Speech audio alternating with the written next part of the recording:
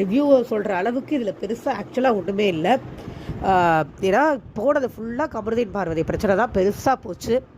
அந்த பிரச்சனையை எத்தனை தடவைடா பேசுவீங்க? கடந்த 2 வாரமாக பேசி பேசி பேசி பேசி சலிச்சு போச்சு சீரியஸாக.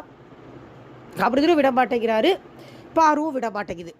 2 பேரும் எதுக்கு திருப்பி கூட்டிக்கிறாங்கன்னே தெரில. சண்டையை போட்டு பிரேக்கப் பண்ணிட்டு போய் தொலைகிறா அப்படிங்கிற மாதிரி தான் இருக்குது. இன்றைக்கி ஓரளவுக்கு பிரேக்கப் ஆகிடுச்சுன்னு நம்புகிறேன்.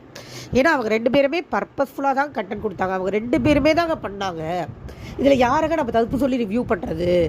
அது ரொம்ப ரொம்ப ரொம்ப காமனாக ரொம்ப மியூச்சுவலாக நடந்த ஒரு விஷயம். கமருதீன் பார்வதி யூஸ் பண்ணிக்கிட்டாரு, பார்வதி கமருதீனை யூஸ் பண்ணிக்கிட்டாங்க, அவ்வளோதான். இதில் யார் பக்கமும் நியாயமும் இல்லை, யார் பக்கமும் தப்பும் இல்லை. நியாயம் தப்பு பேசணுன்னாலே நம்ம அதை விக்ரம் திவ்யா விஷயத்தில் தான் பேச வேண்டியிருக்கோம்.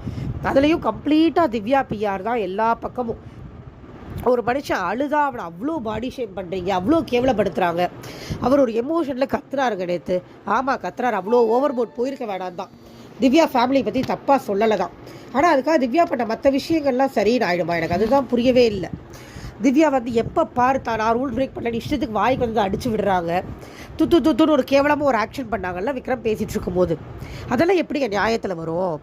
பேசவே விட மாட்டேங்கிறாங்க, லொடன் பேசிகிட்டே இருக்காங்க. அவர் ஒரு கேள்வி தானே கேட்டார், ஒரே ஒரு கேள்வி தானே இது கேட்டார். நியாயவாதிங்க கரெக்டாக நியாயமாக பதில் சொல்லுங்கள் பார்க்கலாம்.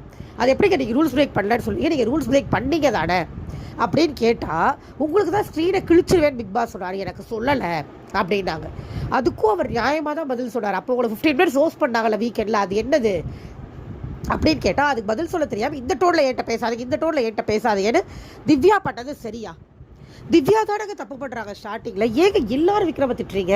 சில பெரிய பெரிய ரிவ்யூவர்ஸே விக்ரம திட்டிட்டு போயிடுறாங்க. எனக்கு புரியவே இல்லை. ஒழுங்காக பார்க்குறாங்களா ஷோவை, இல்லை கண்மூடித்தனமாக வந்து விக்ரம் மேலே இருக்கிற வன்மத்தில் எல்லாரும் பேசுகிறாங்களா? அந்த மனுஷன் மேலே அப்படி என்னங்க வன்மம் தெரியலைங்க. ஏன் கேட்டுக்கு அவர் தப்பாகவே தெரியல. அவர் அழுகிறாருங்கிறதுனால உங்களுக்கு அவரை பிடிக்கலையா, இல்லை கொஞ்சம் சென்சிட்டிவாக இருக்காருன்றதுனால பிடிக்கலையா? அந்த மாதிரி மனுஷங்களை பிடிக்க மாட்டேங்குதா? அப்போ பார்க்குறவங்க மேலே தாங்க பிரச்சனை. அவர் மேலே பிரச்சனை இருக்கிற மாதிரி எனக்கு தெரியல. வன்மம் இருக்குது, அது இருக்குது, இது இருக்குது, இவர் இப்படி பேசுகிறாரு, அப்படி கத்துறாரு, ட்ராமா போடுறாரு. எழுதிட்டு போட்டவங்க திவ்யா குறைச்சி ட்ராமா போட்டாங்களா?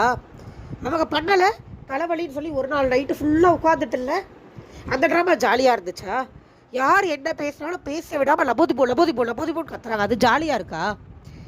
இங்கே ஃபுல்லாக பிஆர் டீம் வச்சு தாங்க திவ்யா வந்திருக்காங்க. இப்போ கூட ஓட்டிங்கில் செகண்ட் பிளேஸில் இருக்காங்க. மக்களாக ஓட்டு போடுறாங்க. நான் சீரியஸாக கேட்குறேன், விக்ரம் பிடிக்காத யாருக்கும் திவ்யாவோட பெருசாக பிடிக்கிறது இல்லை. அப்போ விக்ரமுக்கு ஓட்டு வரக்கூடாது, திவ்யாவுக்கு வரக்கூடாது தானே? அதே திவ்யாவுக்கு மட்டும் அதிகமாக ஓட்டு வர்றது, விக்ரமுக்கு சுபிக்ஷாக்கெலாம் கீழே இருக்கிறது ஓட்டு. நியாயமான பீப்புளை மக்களுக்கு பிடிக்கலைங்க. கணிப்போட கோபம் வந்து ஒரு சாதாரண ஆடியன்ஸாக எனக்கே இருக்குது. ஒரு சாதாரணமான ஒரு வாழ்க்கையை வாழ்ந்துட்டு இருக்கிறவங்களுக்கு அது இருக்கும். ஏன்னா ஒருத்தங்க நல்லா தானே இருந்தாங்க, நார்மலாக தானே இருந்தாங்க, அவங்க ஏன் போகிறாங்க?